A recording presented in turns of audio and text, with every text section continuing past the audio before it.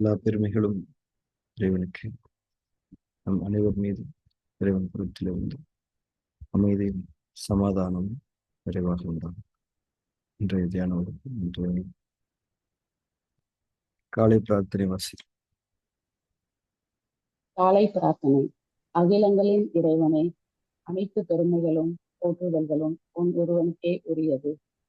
அனைத்தின் ஆதாரமும் நீ, அனைத்தின் தொடக்கமும் நீ, அனைத்தின் முடிவுகளும் உன்னிடமே.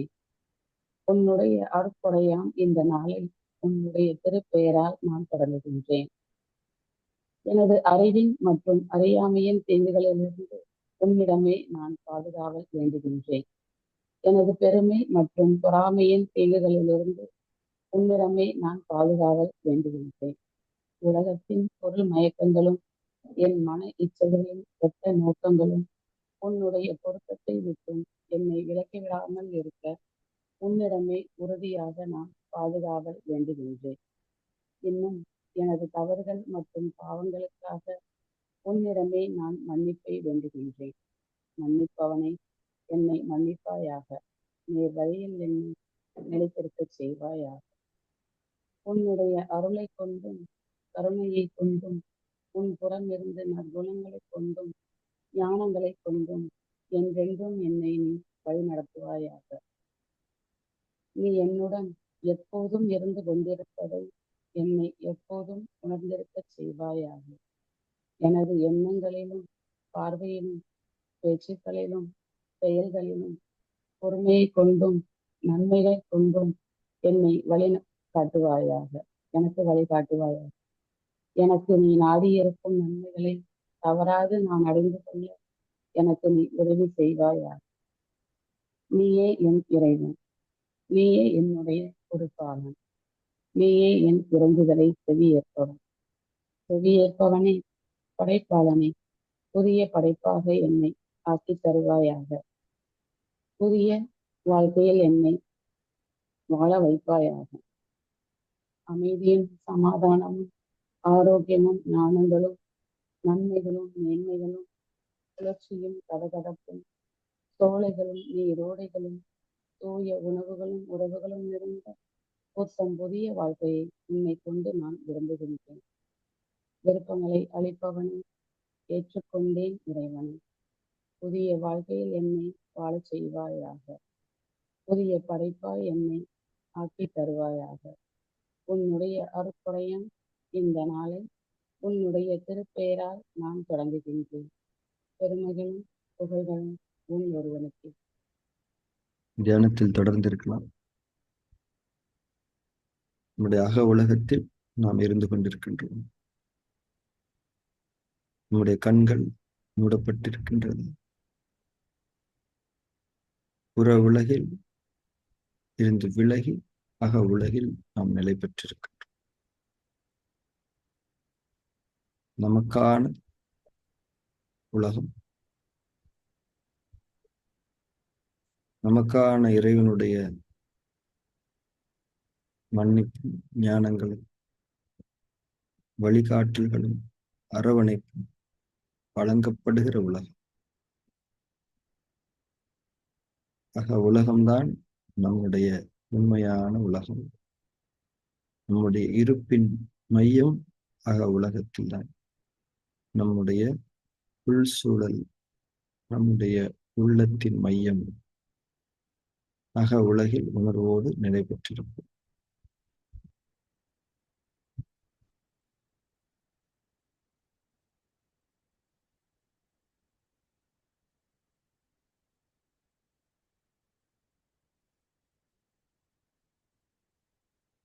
உடல் அதிஷ்டானாவில் நிலை பெற்றிருக்கிறது. மூச்சின் மீது கவனம்.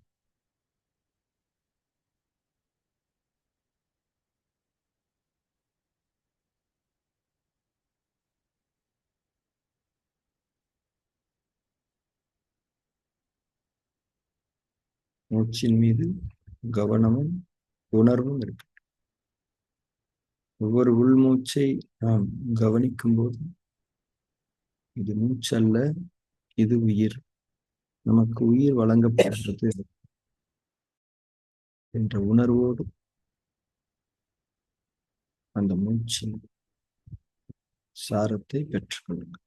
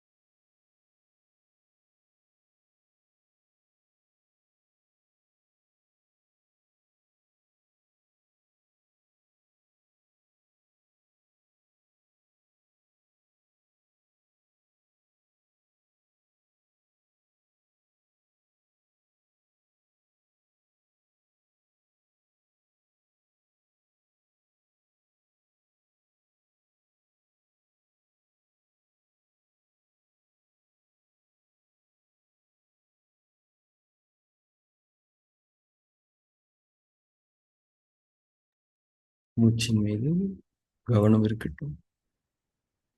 உணர்வுடன் கூடிய கவனம். ஒவ்வொரு மூச்சும் இந்த தன்மையில்தான் நிகழ வேண்டும். உணர்வுடன் கூடிய கவனத்தில் மூச்சு நமக்குள்ளே வர வேண்டும்.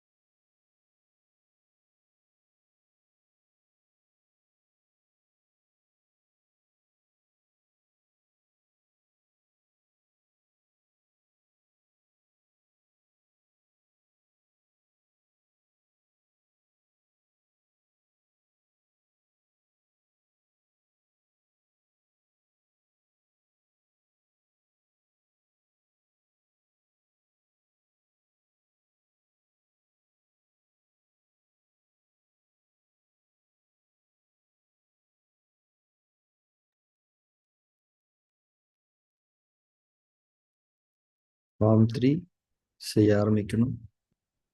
சாட்சி பாவனையில் நிலைத்திருக்க தொடங்குங்கள். சாட்சி பாவனை என்பது நமக்கு உள்ளும் நமக்கு வெளியிலும் எது நிகழ்ந்தாலும் அந்த நிகழ்வு குறித்து எந்த விதமான பதிலளிப்புகளும் செய்யாமல், அதாவது எந்த விதமான விருப்பு வெறுப்புகளையும் வெளிப்படுத்தாமல், அவைகளுக்கும் எனக்கும் எந்த சம்பந்தமும் இல்லை, வெறுமனே நான் பார்த்து கொண்டிருக்கின்றேன், அது என் முன்னால் நிகழ்ந்து கொண்டிருக்கிறது என்பதாக நிலைத்திருப்பதே சாட்சி பாவனை. இதில் எண்ணங்களுடைய எழுச்சிக்கு மற்றும் நம்முடைய உடலில் தோலில் ஏற்படக்கூடிய உணர்ச்சிகள், சென்சேஷன்ஸுக்கு இந்த தன்மை, அதாவது பார்வையாளர் தன்மையை கடைபிடிக்க வேண்டியது மிகவும் முக்கியம். மனம் இரண்டின் தூண்டல்கள் இந்த இரண்டின் மூலமாகத்தான் வெளிப்படும். அதற்கு நாம் எந்த விதமான ரெஸ்பான்ஸும் பண்ணிடக்கூடாது. ஃபார்ம் 3யினுடைய முக்கியத்துவத்தை, அந்த நுட்பத்தின் செயல்முறை விளக்கத்தை புரிந்து கொண்டு அதை செயல்படுத்துங்கள். அந்த நுட்பம் செயல்பட அனுமதிப்பதுதான் நாம் செயல்படுத்தக்கூடிய தன்மை. அதிட்டானாவை மிக உறுதியாக பேணிக்கொள்ளுங்கள். சமாதானமாக கண்கள் மூடப்பட்டிருக்க வேண்டும். எது நிகழ்ந்தாலும் அது நிகழட்டும். தூக்கம் வந்தாலும் வரட்டும். மூச்சு கவனிக்கப்பட்டாலும் ஆதரவும் எதிர்ப்பும் வேண்டாம். எது நிகழ்ந்தாலும் ஒரு பார்வையாளராக இருந்து அதனை கவனியுங்கள்.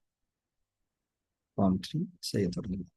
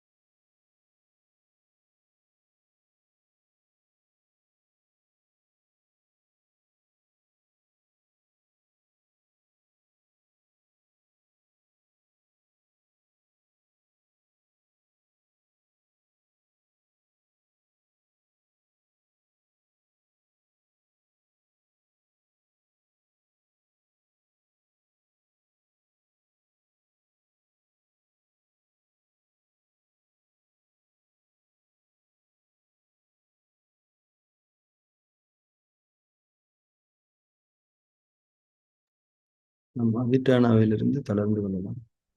தியானத்தில் தொடர்ந்து இருக்கலாம்.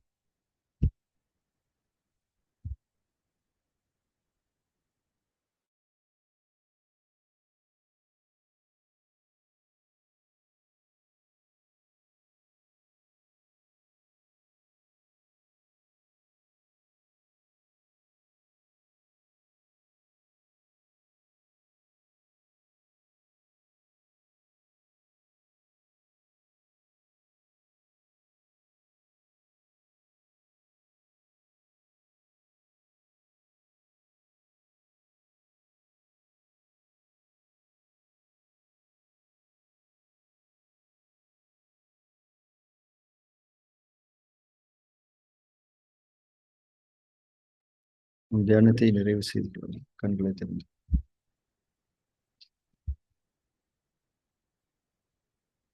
ஃபார்ம் 3 நம்ம செஞ்சுக்கிட்டு இருக்கும்போது முழுக்க முழுக்க நாம நம்முடைய உள் சூழல்ல இருக்க முடியும்.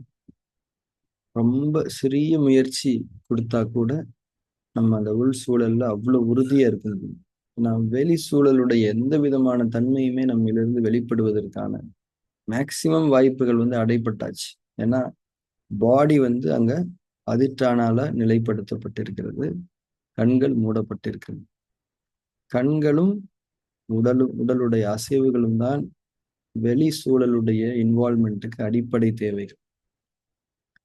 இங்க ரெண்டுமே லாக் ஆயிட்டதுனால நம்ம இன்னும் ஸ்டெடியா நம்முடைய உள் சூழல்ல இருக்க முடியும்.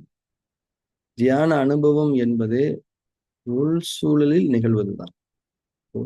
ஃபார்ம் 3ல உள் சூழலுக்குள்ள ஒரு உறுதியான அனுபவம் நமக்கு வாய்க்கிறது. இந்த இடத்துல நமக்கு 3 விதமான விஷயங்கள் நடக்கும். நம்பர் 1, நம்ம தியரியில படிச்சிருப்போம், மனசுக்கு 4 நிலைகள் இருக்குது. செயல்படாத மனம், அறியாமை மனம், நல்ல குணங்கள் நிரம்பிய மனம், கெட்ட குணங்கள் நிரம்பிய மனம். இந்த 4 மனநிலைகளுமே நமக்கு ஒவ்வொரு நாள்லையுமே மாறி மாறி இருந்துகிட்டே இருக்கும். இப்போ செயல்படாத மனம் எப்போ இருக்கும்னா, நம்ம தூங்கும்போது இருக்கும். தூங்கும்போது நம்ம மனம் செயல்படல. உயிர் மட்டும் இருக்குது. உயிர் மனசு செயல்படாததுனால மனசை கடந்து நிறைவான தன்மையில உடலை அடைகிறது. அதனாலதான் நம்ம தூங்கி எழுந்தோடனே ரொம்ப ஃப்ரெஷ்ஷா ஃபீல் பண்றோம். நம்ம மனசோட இன்டர்ஃபியரன்ஸ் எதுவுமே இல்லை. அது உயிர் ஆற்றலுடைய அளவையோ தரத்தையோ குறைக்கல. அதனால தூங்கும்போது நமக்கு ஒரு ஃப்ரெஷ்னஸ் கிடைச்சிருது. அறியாமை மனமும் பெருசா உயிராற்றலை டிஸ்டர்ப் பண்ணாது. ஆனா நீங்க உங்களுக்கு வழங்கப்பட்ட கால தவணையில எந்த அளவுக்கு கடந்து இருக்கிறீங்க, உங்களுக்கு இந்த உலகத்துல என்ன மாதிரியான தேவைகள் இருக்குது, அதை நிறைவேற்ற வல்லவர்களாக நீங்கள் இருக்கிறீர்களா, அதை நிறைவேற்றுவதற்கான அறியாமை உங்களுக்கு இருந்தால் நிச்சயமா உயிராற்றலுடைய அளவும் தரமும் குறையும்.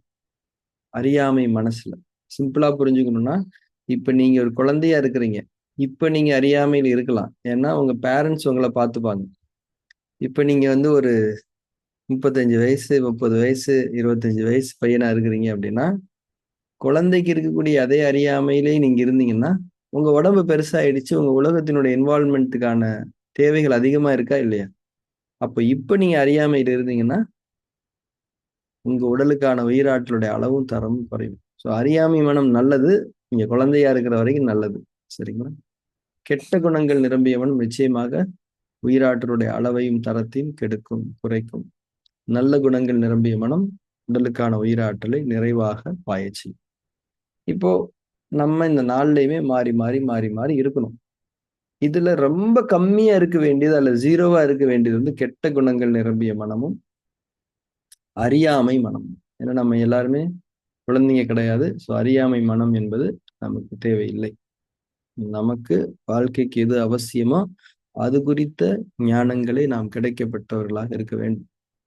இப்ப நமக்கு செயல்பாடற்ற மனம், செயலற்ற மனம் என்பது தூக்கத்தில் நிகழ வேண்டும். கெட்ட குணங்கள் நிரம்பிய மனம் என்பது இருக்கவே கூடாது. சரியா? இப்போ நம்முடைய தூக்கம் சரியாக இல்லாத நிலையில் நாம் தியானம் செய்யும்போது நமக்கு தூக்கம் அதிகமாக வரும். ஏனென்றால் மனம் அந்த செயல்பாடற்ற தன்மையில் இருக்கக்கூடிய பற்றாக்குறைகளை சமநிலைப்படுத்திக் கொள்வதற்கு முயலும். அதனால எப்பெல்லாம் மெடிடேஷன் பண்ணும்போது உங்களுக்கு தூக்கம் வருதோ அப்பெல்லாம் நீங்க அதை அனுமதிக்கிறது தவிர ஒரு வழி கிடையாது. எனக்கு தூக்கமே வரக்கூடாது, நான் என்னுடைய உள்நிலை அனுபவத்தை இன்னும் உணரணும் அப்படிங்கிற பட்சத்துல நீங்க ஒழுங்கா நைட்டு தூங்கணும். நீங்க ரொம்ப டயர்டா இருக்கும்போது மெடிடேஷன் பண்ணக்கூடாது. ஏர்லி மார்னிங் மெடிடேஷன் பண்ணலாம். அல்லது குளிச்சுட்டு நல்ல ஒரு ஃப்ரெஷ்ஷா இருக்கவும் மெடிடேஷன் பண்ணீங்கன்னா உங்களுக்கு தூக்கம் வராது. அதையும் மீறி தூக்கம் வருதுன்னா உடல்ல தூக்கத்தின் பற்றாக்குறை என்பது நிகழ்ந்திருக்கிறது என்பதை புரிந்து கொண்டு அந்த தூக்கத்தை அனுமதித்து விட வேண்டும். இன்னும் சொல்ல போனா ஒரு ரைட்டு காம்பன்சேஷன் வந்து அதுதான். வேற எந்த விதமான காம்பன்சேஷனுமே தூக்க இழப்புக்கு இருக்க முடியாது. தியானிக்கும் போது வரக்கூடிய தூக்கம் அவ்வளவு நன்மையானது. ஸோ இந்த செயல்பாடற்ற மனசு அப்படிங்கிற ஒரு நிலைய மனசு தரித்து கொள்ளுகிறது உடலுடைய நன்மைக்காக. அதனால தியானத்தின் போது தூக்கம் என்பது நன்மை, அது அனுமதிக்கப்பட வேண்டும் என்பதை நாம் புரிந்து கொள்ள வேண்டும். அடுத்து ஃபார்ம் 3ல இருக்கும்போது இந்த எண்ணங்கள் வந்து எவ்வளவு பலமா இருக்குது அப்படிங்கிறத நம்ம உணர்ந்துக்க முடியும். எண்ணங்களுக்கு ஒரு எண்ணம் அப்படிங்கிறது வெளிப்பட்டே ஆக வேண்டும். ஆனா அது வெளிப்படலாமா வேணாமா அப்படிங்கிறத தீர்மானிக்கக்கூடிய ஆற்றல் மனசுக்கு இருக்குது. தட் இஸ் மனம் 2 தான் எண்ணத்தை ப்ரொடியூஸ் பண்ணுது. நான் வெளியில போறேன் அப்படின்னு சொல்லுது. இப்போ மனம் ஒண்ணு சொல்லுது, இல்ல இந்த எண்ணம் வெளியில போகக்கூடாது, இந்த எண்ணம் வெளியில போய் செயலா மாறுச்சுன்னா தப்பாயிடும் அப்படின்னு மனம் ஒண்ணு சொல்லுது. அப்படியா, சரி, நான் அதை வெளியில அனுப்பல அப்படின்னு மனம் 2 கேட்கணும். அது எப்படி இந்த எண்ணம் வெளியில போயே ஆகணும் அப்படின்னு மனம் 2 அடம் பிடிச்சு வெளியில அந்த எண்ணத்தை அனுப்பக்கூடாது. அனுப்புனா தப்பாயிடும்ல. இப்போ மனம் 2 எப்போ மனம் 1 சொல்றத நிராகரிக்குதோ அப்பதான் அந்த எண்ணம் வெளியே போகும். மனம் 1 ஏன் அந்த எண்ணத்தை வெளியே போக வேணாம்னு சொல்லுச்சு? அது கெட்ட எண்ணம். அது வெளியில போனா தவறான ஒரு செயலை செய்ய வச்சு தப்பான விளைவுக்கு வழிவகுத்துரும். அதனால வேண்டான்னு மனம் 1 சொல்லுது. ஆனா மனம் 2 அதையும் மீறி இதை பண்ணிடுது. இந்த இடத்துல மனம் 2 ஆதிக்கமா இருக்கிறத உணர முடியுதா? ஆனா நம்ம ஃபார்ம் 3 பண்ணும்போது எந்த ஒரு எண்ணமுமே வெளிப்படாது. வெளிப்படாத எண்ணம் பலமிழந்து போகும். அப்புறம் ஃபார்ம் 3ல இருக்கும்போது நிறைய எண்ணங்கள், நிறைய பலமான எண்ணங்கள் பலமிழந்து போய்க்கொண்டே இருக்கும். நாம கண்களை திறந்து வெளி சூழலில் இருக்கும் போதும் அந்த பலம் குறைந்த நிலையே தான் தொடரும். நம்ம வெளி சூழலுக்கு வந்துட்டோம், இப்ப வெளியே வருவோமா அப்படின்னா அது வராது. அது பலமிழந்த நிலையில உள்ளேயே இருக்குது. இப்ப அந்த எண்ணம் ஒரு செயலா மாறவே முடியாது. அப்படியே எழுச்சி பெற்று வந்தாலும் அந்த எண்ணம் தவறு, அது வெளிப்படுத்தக்கூடாது என்ற அந்த கட்டுப்பாடு நமக்கு வந்துடும். ஏன்னா அந்த எண்ணம் பலகீனமானது. ஃபார்ம் 3ல ரொம்ப நுட்பமா நம்ம கவனிக்க வேண்டியதுதான். எண்ணங்கள், கெட்ட எண்ணங்கள் எல்லாமே பலகீனப்பட்டு போய்க்கொண்டே இருக்கிறது. எவ்வளவுக்கு எவ்வளவு நம்ம ஃபார்ம் 3ல புரிதலோட இருக்கிறோமோ அந்த அளவுக்கு கெட்ட எண்ணங்கள் எல்லாமே பலம் இழந்து போகும். அது நம்மளை விட்டு முழுமையா போகாது. அது வந்து ஒரு ஒரு பலம் இழக்க செய்யப்பட்ட ஒரு ஒரு மெமரியா உள்ள இருக்கும். இப்ப நம்மளே ஒரு சின்ன வயசுல ஒரு சின்ன ஒரு அர்த்தமற்ற விஷயத்துக்கு எவ்வளவோ எஃபர்ட் போட்டு பண்ணியிருப்போம். இப்போ அதை நினைச்சாலே எப்படி இருக்கும்?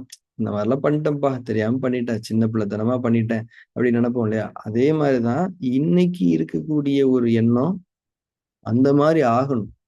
அது ஃபார்ம் 3ல மட்டும்தான் நடக்கும். ஃபார்ம் 3ல அதுக்கான நுட்பங்கள் தான் வெளிப்பட்டு செயல்பட்டு கொண்டிருக்கு. அதனால ஃபார்ம் 3யோட இம்பார்ட்டன்ஸ் வந்து இந்த எண்ணங்களுடைய பலத்தை அறிவு. மனம் 1 தெளிவா கைட் பண்ணும். இந்த எண்ணம் வெளிப்படலாம், இந்த எண்ணம் வெளிப்படக்கூடாது. மனம் 2 அதை கேட்டுட்டா தாட்ஸ் மேனேஜ்மெண்ட் வந்து அவ்வளவு அழகா நடக்கும். அந்த அந்த கேட்கக்கூடிய தன்மை தான் இந்த ஃபார்ம் 3ல உருவாகுது அப்படிங்கிறத நம்ம புரிஞ்சுக்கணும். 3வது ரொம்ப முக்கியமான முதல் பாயிண்ட் தூக்கத்தை பத்தி பேசணும். 2வது எண்ணங்களுடைய வலிமையை பத்தி பேசணும். 3வது என்ன அப்படின்னா, நம்ம அக உலகத்துல நமக்கு ஒரு பரிச்சயம் அதிகமாகிக் கொண்டே இருக்கும். இப்போ எப்படி வந்து நம்ம இந்த உலகத்துல எவ்வளோ விஷயங்கள் இருக்குது. அன்னைக்கு கூட ஒருத்தர் வந்து ஒரு வேர்ல்டு டூர் பேக்கேஜ் எல்லாம் எங்கிட்ட காட்டினார். சார் பாத்தீங்களா, Europe tour, Singapore, Malaysia, Australia tour, America tour, அது இதுன்னு ஏகப்பட்டது காட்டினார். அழகா இருந்தது பாக்குறதுக்கு. உலகத்துல எவ்வளவு இடங்கள் இருக்குது. இதே மாதிரியான மிகப்பெரிய ஒரு பயணத்திட்டம் நம்முடைய அகசூழலிலும் இருக்கிறது. நீங்க எக்ஸ்ப்ளோர் பண்ண வேண்டிய நிறைய விஷயங்கள் அகசூழலிலும் இருக்கிறது.